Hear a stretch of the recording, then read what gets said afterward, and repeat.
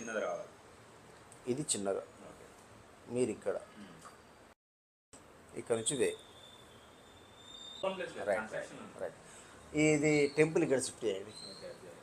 ఇక్కడ వేసాను టెంపుల్, ఇక్కడ షిఫ్ట్ చేయండి. ఓకే, మీ సిట్టింగ్ ఖచ్చితంగా ఇక్కడే.